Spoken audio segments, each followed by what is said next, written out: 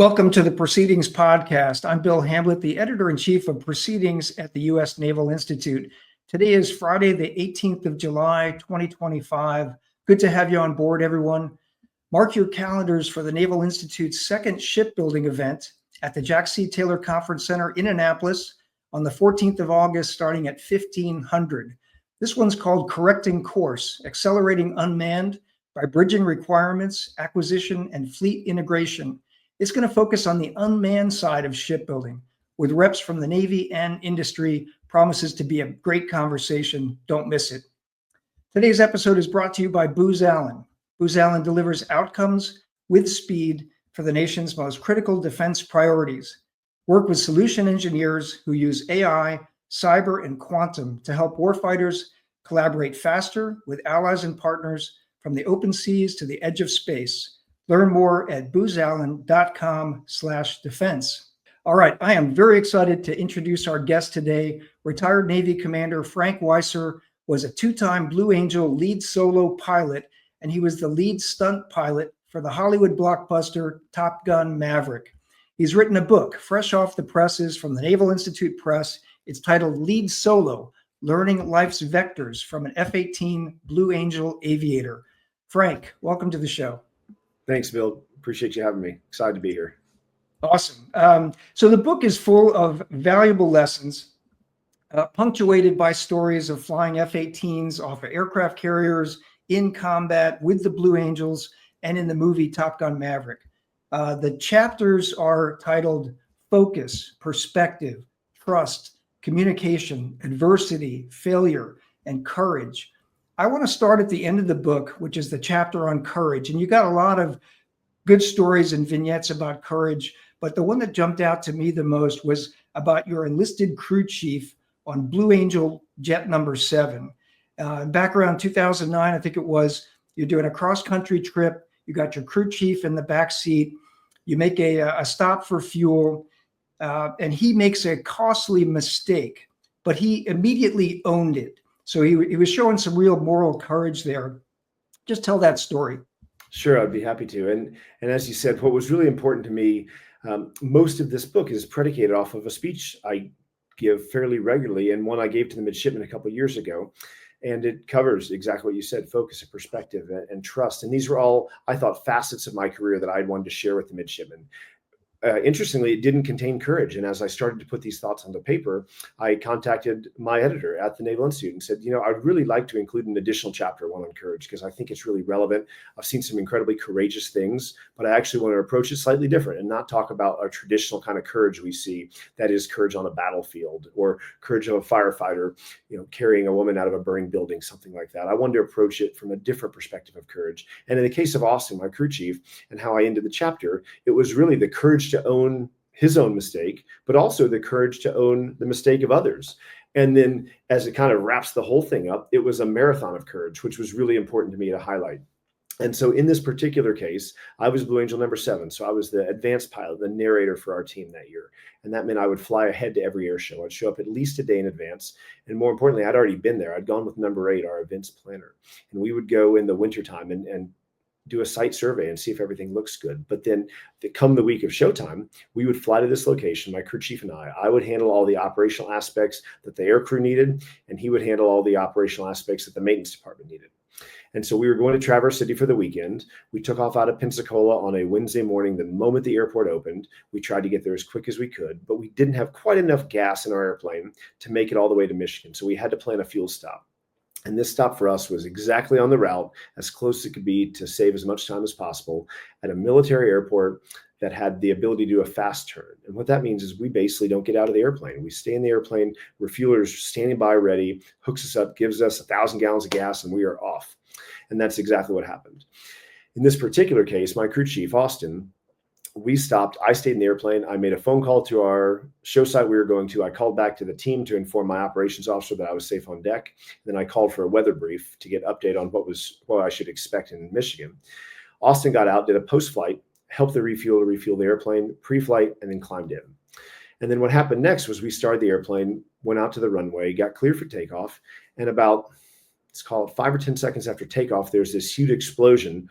All of the panels in my airplane are lighting up with red warning lights, we've lost thrust. We know something horrible has happened. And so you have this case where either we can orbit overhead, try to figure out what happened, or as the aircraft starts to, in my opinion, sort of fall apart unexpectedly, I immediately turned downwind. We were through about 3,000 feet. So I almost had enough altitude that I could have coasted without any engines at all. But I had one remaining engine. The left engine was working. So we throw the gear down, put our flaps down, land somewhat uneventfully, aside from the fact that when you lose your right engine, which is what had happened, you also lose your brakes and your nose wheel steering. But we had enough brakes through emergency braking and the use of differential brakes. I was able to stop and turn off the runway. And no sooner had I opened the cockpit that Austin had jumped out of the back seat, climbed off the wing, looked down, and noticed that the fuel cap hadn't been replaced on the aircraft. And he looked up and he looked at me, not a moment's hesitation. He said, "Sir, I screwed up." And my thought at the time was, I know what's happened, but it's not your mistake. It's my mistake. I'm the pilot in command. Ultimately, anything that goes wrong, just like a ship's commanding officer, and this is in our heart as every Navy service member. I mean, the captain is ultimately responsible. And in the Navy, we have this incredible amount of autonomy of leadership, but we also have the responsibility of leadership that goes along with it. And so I was able to delegate the responsibility of the pre-flight to my crew chief because our squadron SOP allowed for it, but it ultimately was my responsibility. We called back, informed the team what had happened. They sent the C-130 up, who replaced the engine almost immediately. We were only on the deck for a couple hours. But ultimately, Austin lost all of his quals, and I went through a lengthy process as well for what had happened. And so what was remarkable to me is how positive and optimistic Austin was throughout this entire process. He was being disciplined by the maintenance department. He wasn't allowed to travel to air shows. It was a painful ordeal and an embarrassing one for him. But he, as a very young man and a young enlisted sailor, I believe E5 at the time, and AME2, was able to keep his head about him and move forward, and was so optimistic and so positive and so willing to learn from his mistake that his optimism became almost contagious for everyone else in our command. And more importantly for me as the lieutenant in this situation, Austin taught me a great deal about responsibility as well, because although it was my failure, I don't think I dealt with it anywhere nearly as well as Austin did. And so it's one of these unique opportunities in the military where, despite the fact that Austin worked for me, it was me learning from him in that case. And I was grateful that he was as mature and responsible, but more importantly, I'm grateful that he had the courage to, in that moment, own his mistake, and then in the months that follow, own his and mine. And I think that applies in so many different ways. I've been retired for almost 4 years now. And in my normal life as a Gulfstream pilot, as a general contractor, as a real estate developer, I see people who make mistakes regularly, and no one would fault them for the mistake, but they're unwilling to own it. They make excuses. They find why it happened. They blame other people, any number of these things. But the willingness and the courage to own your own mistake, I think, one, it makes him look extremely good, and it makes people respect him and want to follow him, but it also allows him to grow in the future. Yeah, I love it. I just, that just resonated with me. And I've seen sailors in the fleet who own up to mistakes and who probably take on more responsibility than their rank and position actually requires.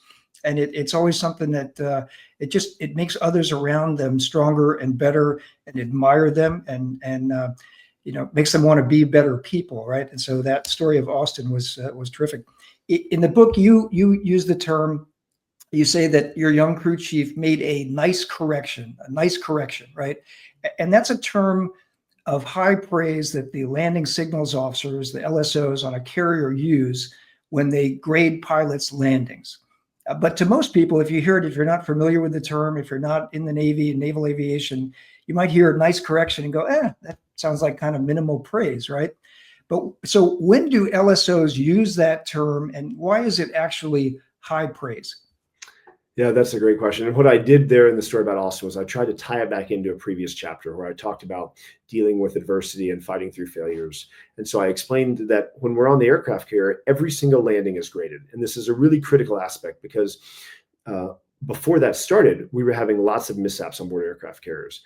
And someone had this great idea that Navy pilots are fairly type A and they're competitive. And if we make safe landings be a competition, then perhaps we'll reduce our mishaps. And for sure that happened. And the way we grade it is we'll have a team of landing signals officers that are there to safely recover the airplanes, but also evaluate the pilot's performance, grade them, and then debrief them so they do better on each successive pass. They're also the individuals that train student pilots, both in flight school and at the Fleet Replacement Squadron, on how to land on the carrier. And so what we do is we give a grade. If it's a perfect land, well, not perfect, but about as good as we can expect, an A, that's graded as an okay pass. And so that starts to tell you the story that we downplay these things. If you get a B, and that's a 4.0, if you get a B, it's called fair. If you get a C, it's a no grade. And it can get worse from there if you get either waved off or if you get what we call a cut pass. And those are things where the aircraft was so unsafe and so far out of parameters that it couldn't have safely recovered necessarily without the landing signals officer being there to help. But an okay pass is essentially an A, and we'll have multiple months where you get graded on every landing. And then all the pilots in the entire air wing are now in competition with one another to see who did the best, who is the best GPA among all the air crew. Now, there is a case that I mentioned with Austin where if a pilot has done something, has gotten too high or too slow, or any number of different deviations that would lower their grade, and they've arrived in that position through their own mistake, but then make a correction that the LSO can't explain.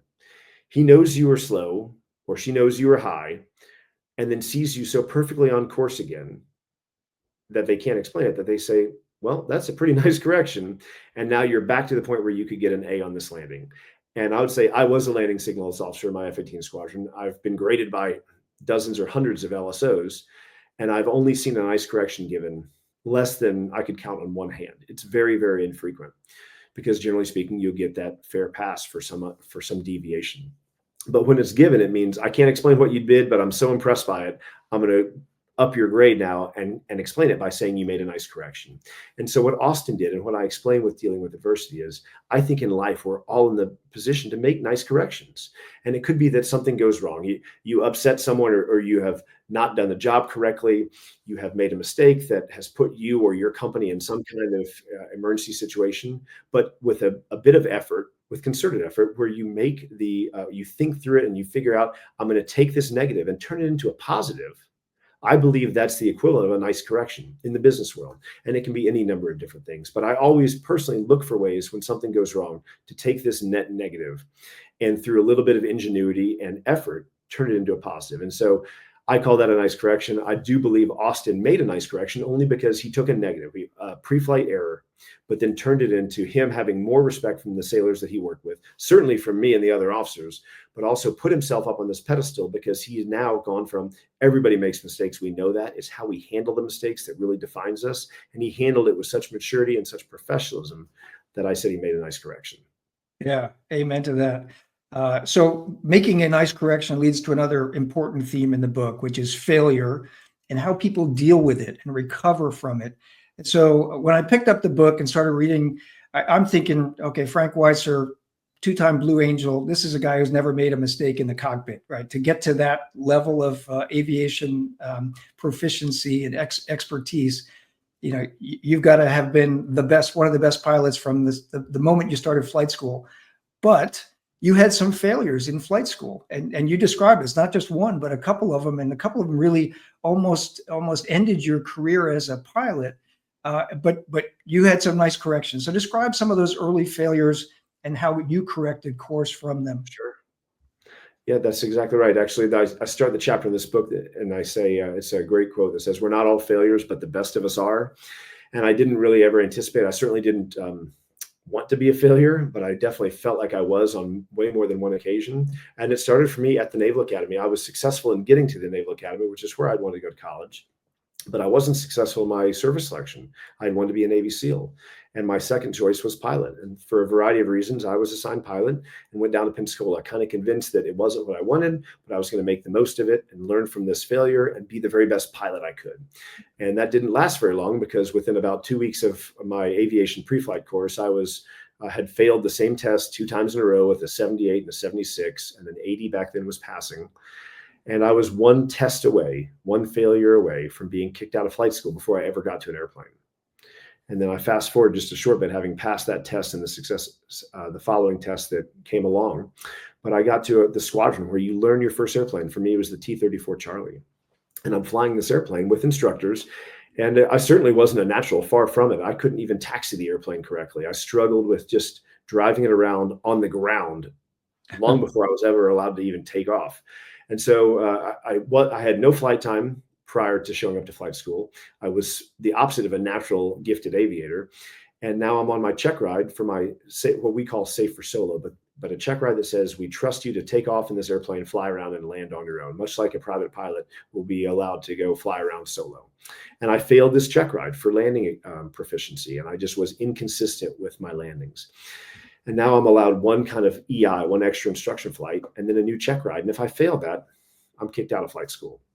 And the hard part about that is there's not anything you can study. You can't prepare for it any other way. You just have to hope you do better the next time to some degree. And landings is, it's a bit of an art. You can fly all your numbers, you can do it exactly like you're taught, but there is certainly an art to it. And so I passed that check ride, or I wouldn't be here on this podcast with you, but it was certainly a failure early on in my time. And that my failures didn't end there, but to not take up the whole podcast with a list of my personal failures, I would say that the most important thing I learned from it is that failure isn't final, and it's the courage to continue that counts. And if you, in my personal opinion, and what I share with young men and women when I have a chance to talk to them, is I would wager that if they found any of their mentors or people they believe are incredibly successful and talk to them and ask them about their failures, they could spend all day talking about them. And the only difference is those people weren't willing to quit. They weren't willing to give up. And that's what separates, I believe, the good from the great. We all make mistakes, but those who learn from our failures, I feel like, are most successful down the road. Yeah, great point. Another key theme in your book is trust. And you use the term extreme trust when you talk about the Blue Angels. So tell us a part of the Blue Angel Air Show, and I'm sure there's more than one, but just tell us one part of the Blue Angel Air Show that requires that extreme level of trust. There's an example I like to use when I'm talking with people, and it's a video from inside my cockpit. And it's from behind my head, and it shows us in a formation of 6 aircraft. And that's always my favorite part about our air shows, because we take the 2 different sections. The solos do this high performance demonstration. The diamond showcases how precise you can fly the airplanes. But we put everybody together and we demonstrate the close formation, the max performance. It's a really cool part of the air show, and it demonstrates teamwork. And in this particular case, all of us are flying together, preparing to land. And I watched this video because Boeing would put these cameras in our airplane for their own promotional purposes.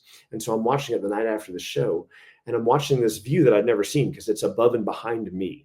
So I'm seeing my own head, my own body fly the airplane. A bit of a surreal experience watching yourself from a different viewpoint fly. And as I noted, we're flying behind the crowd, we've joined up, and we're coming into land. And the way the Blue Angels land is all 6 airplanes come in very close together. And when we get directly over the crowd, the lead aircraft, the boss, brakes, pulls straight up, and then does a very aggressive turn overhead the formation to sequence himself into the downwind. And then every aircraft in successive order does it. And it happens really fast. And we use a cadence. It goes boss braking, 2's braking, 3's braking, and it goes like that all the way down the line. And it sequences us downwind with enough time to then safely land. We land with 15 seconds between each aircraft. That's a Blue Angel thing. We endeavor to touch down exactly 15 seconds after the plane before us. And we get debriefed in our debrief about our landing times for that reason. And so in this particular maneuver, I'm watching it, and I noticed that for this entirety of this formation and this turn-in, we are now descending, we're accelerating, we're close to trees and towers and smokestacks. There's a lot going on around us. And for the entire portion, my head never looked anywhere but right at boss. And it struck me that, when we're taught to land an airplane, all we're taught to do is look straight ahead, look outside, be cognizant of your surroundings. And the thought, and at the very least, back yourself up. If you feel like we have the sense that everything's happening, you're low, you feel the speed coming on. And not once did I look forward. And the reason is because if I had looked forward, I'd have put everyone else's lives in jeopardy, because so many things are happening so fast. The aircraft are so close. You're making corrections. At this point, you've flown formation so much, you're not able to say, I'm too far aft. Okay, I need to move forward. I do that by pushing the throttle forward, pulling back on the stick ever so slightly. Now I'm in position. Now I take that correction out. You don't do any of that. You just do it naturally because you're so used to doing it. But for the entirety of that maneuver, I never looked straight ahead because of that level of trust that we place into our flight lead. And it really is remarkable. And that flight lead, the commanding officer, by the same token, is trusting all of us to trust him, because he or she knows that if anyone looks straight ahead, we're going to cause perhaps a 6-plane fireball. So there is that extreme trust that you mentioned. And I love it about the Blue Angels. I love it about naval aviation. I love it about military service in general, that trust has to exist for us to do our job. Yeah, that's amazing. So your eyes are just on the lead pilot, number one, the boss, as you say. You're coming into land. You're doing at that time, if you were alone in an airplane by yourself, you'd be looking all around, right? exactly. And yet you're not doing any of that. You're just focused on the boss. And There's a really famous mishap. There's a Thunderbird, our Air Force equivalent team was doing what I believe was a line abreast loop in the T-38 back, I think, in the 70s. I remember it. It was, yeah, late 70s. Yeah. And all 4 aircraft crashed. And it's not unreasonable to think that the lead aircraft, can't make a mistake. We all make mistakes all the time. And so this lead didn't time right the pullout and crash, but all of the wingmen are in that same level of extreme trust, and they put their lives in his hand, and all 4 aircraft crashed instantly. And so, and we know that we briefed to the squadrons and other squadrons. So you are very much aware that trusting someone also means you're trusting them with your life and vice versa. Wow. Wow. So most Blue Angel pilots just get one chance, one tour to serve on that team. You got the chance to be a Blue Angel twice in your career. How'd that happen? Unfortunately, sad circumstance, and it was the passing of Blue Angel number 6. And so I lived in Germany at the time. I was doing my joint job working for NATO. And on June 2nd of 2016, Captain Jeff Coos took off his Blue Angel number 6 at the Great Tennessee Air Show in Smyrna, Tennessee. And on a takeoff maneuver, essentially mistimed the pull and arrived too low to the ground and wasn't able to finish the split S in time. And the aircraft impacted the ground. Wow. And it is a constant reminder that what we do is a very unforgiving business. And just this year, one of my closest friends in the airshow industry and someone who I gave a Blue Angel backseat ride to, Rob Holland, who is, in my opinion, the most gifted aviator I've ever flown with, crashed when his aircraft malfunctioned as he was landing up in Virginia for an air show. And so we have all these constant reminders that we all chose to do this. No one forces anyone to go into naval aviation, for sure.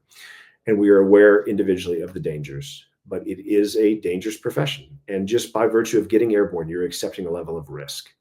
And so when Jeff crashed, what we have to do as a squadron is replace that aviator immediately. And it seems a bit counterintuitive, but for us, flying a 5-plane air show is more dangerous than flying a 6-plane air show. And the reason that is because as a team, we balance out. So if you picture Blue Angel number 6, who's the extreme edge of the right wing, if you picture our Delta 6-plane formation, the edge of that, if you remove that aircraft, it would look like you've taken a bite out of a Dorito almost. And so it would look unbalanced. So what we do to make it look balanced is number 4, who's in the center between 5 and 6 and on the back row, slides to that right edge. So it's now a big V, we call it, a flying V, a wedge through the sky. But the purpose 4 serves is really critical. 4 is our airborne safety observer. And because of 4 flying directly below boss, that pilot is required to back up the flight lead. And so if the flight lead is too steep, too fast, makes any mistakes, it's imperative on 4 as the airborne safety observer to say, increase your pull or slow down, speed up, and give some backup to our flight lead. So once number 4 is on the right wing, that scan is much, much harder because now they're looking this way for formation rather than looking straight ahead where they can see their heads up display. So it was critical that we put together a 6-plane formation as fast as we could. To do that, there's never enough time. It takes us 4 or 5 months to train a new Blue Angel pilot. And so they have to go into a very small Rolodex of former pilots who are still serving on active duty. And so for me, it was a phone call one morning or afternoon here in Germany where we need you home. And I flew home 2 days later and we uprooted our family, sold our cars in Europe, moved 20,000 pounds out of a house, put it on a shipping container and uprooted everything to move back to Pensacola on no notice to fill back in. What I was really pleased with was because the Blue Angel Air Show is so set in stone and is so rehearsed that having not even flown for 3 years, I felt like it was almost instant. Back in the airplane, back in the saddle, flying these maneuvers. And I felt really comfortable right away. And I was really grateful for that because I had a lot of angst about me not being able to fly that air show, having been gone for so long. So I filled in 2016 for the remainder of Jeff's season as number 6, and then stayed there 1 more year as number 5, which Jeff would have flown to in 2017. And then in doing so, it kept me to the point where I had to essentially retire there because now I was at 18 years of active service. And so I stayed in Pensacola attached to the Blues for the next 2 years to transition us to the Super Hornet. Got it. So you flew F-18 Charlies, the C model, your first tour with the Blues when you were a lieutenant. When you came back, they were still flying the Charlies, but they were starting to make that upgrade to the Super Hornet? Really interestingly, when I moved there the first time, we were flying A's and B's. Oh, And okay. during that time that we switched to C's, while I was there as a lieutenant, we switched to C's. The transition was almost not even noticed because the aircraft are so similar. Yeah. You and I share our war party heritage, VFA 87. And my time in VFA 87, I actually wrote an article for one of those aviation magazines, and it was Back to the Future in the F-18. And it talked about us being an F-18C squadron, and we transitioned, while everybody else was moving to Super Hornets, we transitioned to A+. So we went backwards, but to an aircraft that was really capable and a fun airplane to fly. And then I went backwards yet again when I checked in with the Blues to the F-18A. And ironically, as I went Oh, wow. backwards through my models, the airplanes got faster and more dynamic and more fun to fly, Huh. but less tactically relevant. And so, yeah, I was there as a JO when we went to the C, and then I was there as a commander when we went from the C to the E. C to the E. Yeah. And did you also have an F model? Is that what the We did. We had B's and D's in the first tour, and the B and D were the two-seat variants. They made very few B's. I'm going to go out on a limb and say it was almost single digit, and if not, maybe 10 or 12 B's, only used for flight instruction in the RAGs.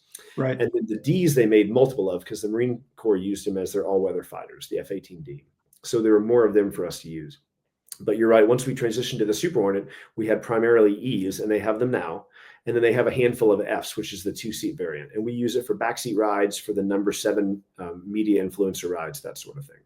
Yeah.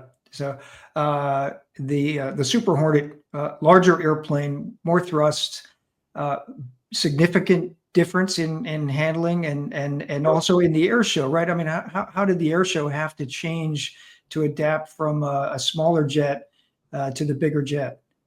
It's actually what I'm most proud of from my time there is trying to identify in advance all the things. I worked with so many engineers over that 3-year transition period, and one of them had a quote for me, and I'll take out the bad words from his quote, but he basically said, "Never underestimate a pilot's ability to screw something up that you hadn't anticipated as the engineer." And so that was sort of my job as a now 05 with 5,000 hours, anticipating what the Blue Angels might do wrong in the future. Because we can't build our air show around the best pilot that's ever lived. We have to build it around the worst Blue Angel that's ever served. And we pick above average aviators. There's no question about it. We go out of our way to pick the very best aviators we can find. But we have to train to some degree and build our air show around kind of the lowest common denominator. And so I have to find a way to make this air show work in this new airplane. And there were some very big differences. There's a very unique aspect where they built the Super Hornet better than the Legacy to protect itself. But when you get in negative AOA, and you'd only be there if you're inverted. AOA is the aircraft's basically attitude to the relative wind. So you see us, and the Top Gun pilots who I'm friends with are going to give me a hard time, but I'll fly with my hands for a minute. And if the airplane, if we do a slow speed pass from right to left, the aircraft is level, but it's so slow, it's nose up. With that same level of power, if you were level, you could do 1,000 miles an hour. When we get down to that AOA, that's high AOA, maybe 20 or 30 AOA. When you're negative and slow, when you're inverted and slow, rather, you have negative AOA. And that manifests itself in our air show a few times. And the new Super Hornet would take the pilot's ability to roll away when it has negative AOA. Meaning you go into a roll, you stop upside down. And now when you try to roll upright, depending on how much negative AOA you have, it might not let you roll upright. And that's a big problem that we have to be aware of ahead of time. There's also a G bucket that lets you, or doesn't allow you to pull the maximum amount of Gs at certain airspeeds. And we fly right up to the speed of sound for our air show. So there were interesting aspects like that made the aircraft different and to some degree harder to fly. But it's also a better airplane. It's newer. We're having less maintenance issues with it. But like you just said, it has more power. And it has so much power down low. It's really remarkable. The solos do a min radius turn. And if you go full power and pull back on the stick, you get 7 or 8 Gs, but the aircraft slowly decelerates. But the Super Hornet doesn't. It continues to accelerate at max power in that turn. So it becomes a much harder maneuver. Wow. Wow. So because you'd been a 2-time Blue Angel lead solo, you had 5,000 hours, you had more extreme low altitude, high speed flying experience probably than anybody in the Navy at that time. When Top Gun Maverick started filming, you got the call. How'd that call go? Who called you and said, "Hey, Frank, we want you to fly for this movie"? Yeah, I love My those kinds of understanding stories. is there's a gentleman I worked with a great deal. His name is Brian Ferguson. His call sign's Ferg. And Ferg was the liaison for Top Gun Maverick and one of the most incredible people I've worked with in the Navy. He has a heart of gold. He's made an honorary chief, which speaks to the way he cares for his sailors. And he was trying to find all the best people to put in this movie. And what I love most about it is that almost every pilot that flew in Top Gun Maverick was a junior officer. And it was awesome to see that really intense flying that you see in the movie, just as it's depicted, flown by our JOs. And it's a testament to naval aviation, how well we train them and how proficient they are, that our junior officers can fly in that way. They found a scene, and there was this low altitude scene with an aircraft over the desert. The story was actually relayed to me subsequently by the air boss, Vice Admiral DeWolf Bullet Miller, who was the 3-star at the time in charge of all of naval aviation. And so he had sat down in a meeting with the liaison and with Tom Cruise and Jerry Bruckheimer, and they were going through what they were looking for from the aircraft. And they said, we need this aircraft at this incredibly low altitude, 10, 20, 30 feet. And the Admiral said, no, wait, we don't do it. Normally 200 feet is as low as we go. Well, we're going to need it a lot lower. He said, I just can't accept that level of risk. And it was after multiple iterations of this thing not working that Ferg said, I think the Blue Angels do this. They have, their number 5 pilot does a low altitude sneak pass, high speed, very low altitude. Perhaps we could leverage their experience, teach one of our pilots how to do it, give us the training syllabus, something like that. And so the call then went to the Blue Angels, and the commanding officer at the time was Eric Doyle, Popeye Doyle. And he said, well, we have pilots trained to do that, but they're not qualified in the Super Hornet. And I can't spare them for any period of time. We're doing air shows 300 days. We're traveling all the time. There's just no way to do that. But Walleye is over next door preparing us for this transition. I was working with Guido Bernacchi at the time, and he's been a solo pilot multiple times, and maybe this could work. And so that was how the call came to me. And it's not, at that time, I was barely flying 100 hours a year for the Navy. And so I was always looking to fly more, no question about it. And certainly an opportunity to do some really exciting flying. It was a pretty easy yes for me. And then the real benefit was it leveraged this, what we were doing, what Guido and I were doing for the transition. And all of our engineers, all the people at Pax River that we were working with, to now use this aircraft in this very unique environment was really exciting. That's awesome. There's a couple of great stories in the book about flying for the movie and flying with Tom Cruise in your backseat, and it's super exciting. What was your favorite scene to fly in the movie, and why? Gosh, I actually liked all of them. Ironically, the hardest one for me was the funeral flyover, and it was just me, and it was turned into 4 aircraft. And that was it was almost a non-event from a filming perspective, but for me, it became one of the more challenging ones. The one I was asked to do, of course, that really low altitude pass over the desert was certainly one of the most fun. The air boss and I were briefing, or he was briefing with the liaison before and after every flight, because this level of risk was so worrisome, I think, to the head of all of naval aviation. But what I loved about it was we took this Super Hornet, put it down at a really low altitude, and got it up to a certain speed. And what I found as the pilot was the aircraft started oscillating at low altitude. And I didn't feel like I was influencing. I was barely touching the stick at all, but it was in ground effect, and it was climbing and descending. Only 5 or 10 feet, but at that low altitude, it matters. Yeah. So I said, I'd really like to fly with our traditional spring. The Blue Angels fly with a spring on the stick. It puts almost 40 pounds of pressure on the stick.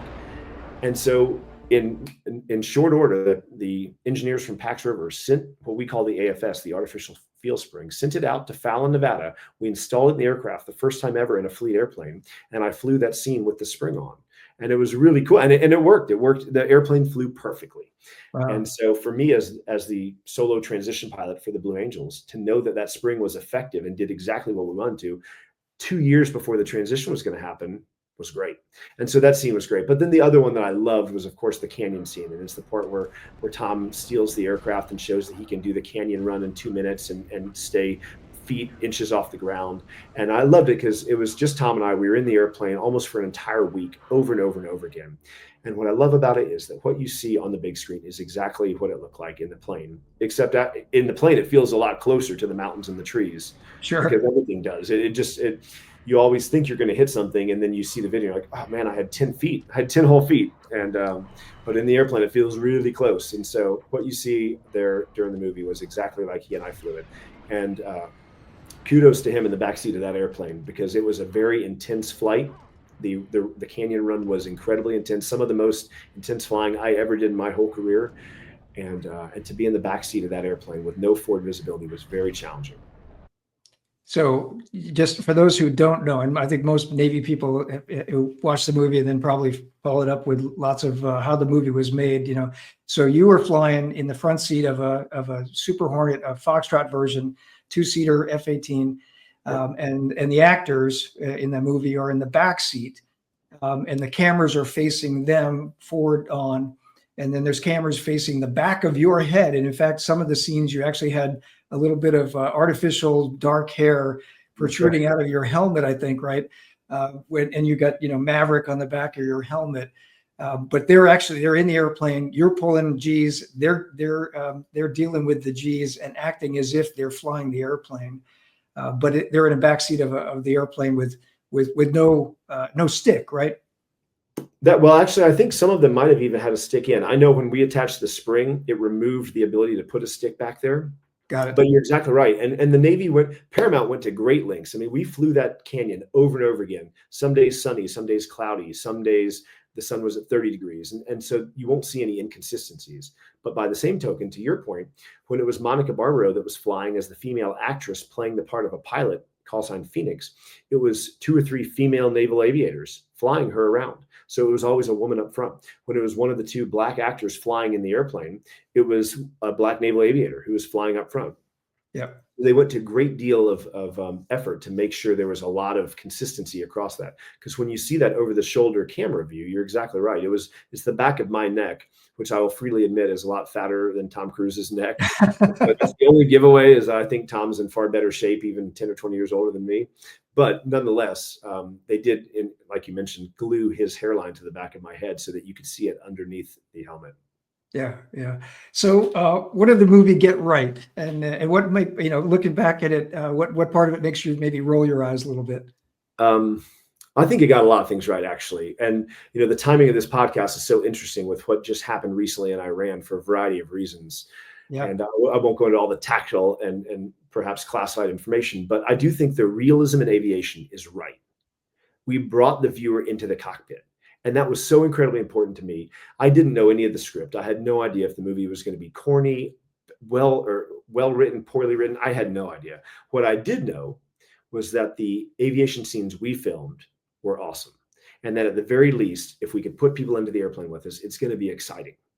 And so for sure they got that right. I mean, every time you see an airplane in the movie, they reskinned the Hornet to look like a 5th gen fighter. They reskinned my Super Hornet to look like an F-14. There was some computer graphics happening because I had to, but we really flew those scenes in the movie. And so that part to me is really, really accurate. What did they get wrong? There is a little bit of aspect. You and I talked before about some of the corny aspects of the first movie. Something like the volleyball scene in the first one, the beach scene in the second one. I was in for 25 years. I never took place or saw these events happening. There's a little bit of cinematic license taken. I mean, they're briefing in a giant hangar that's totally wide open with just a few people in there. I've never briefed in a wide open hangar at any point before, for sure. Right. The scene where there's a jet that comes slicing up between the other 2 vertically, that's so insanely reckless. We would never do that. I mean, naval aviators, despite sometimes having perhaps a stereotype for being cowboys, are the most professional people I've ever served with or worked with. And you just wouldn't take that kind of chance. There's nothing to be gained from being that reckless. So yeah, the hard things. There's a scene where Maverick and Rooster are fighting, and they both break through the hard deck, which is also in Top Gun 1. There's a scene where they just go right through the hard deck. So just explain what the hard deck is in naval aviation when you're training, and why you would never break it. Right. We'll set a hard deck based on the terrain and the altitude and what exactly we're doing. And the hard deck means the hard deck for us is the ground. So we create an artificial ground so that if you can imagine yourself in a dogfight over enemy territory with an enemy fighter, you can only go down to the ground. But let's say that you've outmaneuvered the enemy and you're behind them setting up for a shot and you hit the ground, they've won. Yeah. And so we will set rather than allowing us even the possible chance of hitting the ground, we will create an artificial floor for our training. We call the hard deck. And then if you hit that, you're dead. And so if we say the hard deck's 5,000 feet and you and I are in a dogfight, and even if I have the offensive advantage over you, if I touch 5,000 feet, doesn't matter. You're the victor. You go home that way. So I I wasn't a Top Gun instructor, but I've never seen anyone fight deliberately below the hard deck. I think that aspect of the movie is a little bit silly. Yeah. The other thing that I think I actually love this as a story that Ferg relayed to me is there's a mention in there of something called Coffin Corner. And it was when we filmed this in 2018, 2019. In 2020, I got a Gulfstream type rating. And for the first time ever, I heard the term Coffin Corner. And it refers to taking an aircraft, whether it's a Boeing or an Airbus, or in my case, a Gulfstream, putting it at really high altitude to where you're basically so high, the air is so thin that you might be doing a fast speed Mach-wise. I might be doing Mach 0.85 or 0.90, but my indicated speed is almost right on the verge of stall because the air is so thin.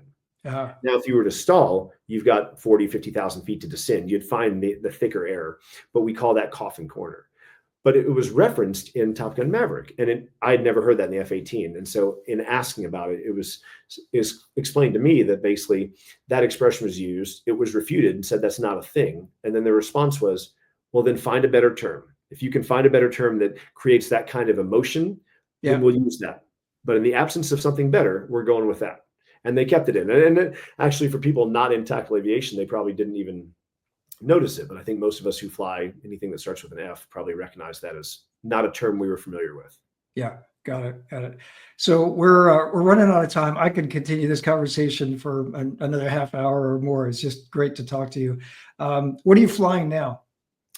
A variety of things. I fly Gulfstreams part-time because I couldn't give up flying. So I've been flying the Gulfstream 450 and 550 for about 5 years. Just a few months ago, I got type rated in the G8 type rating. So the Gulfstream 7 and 800.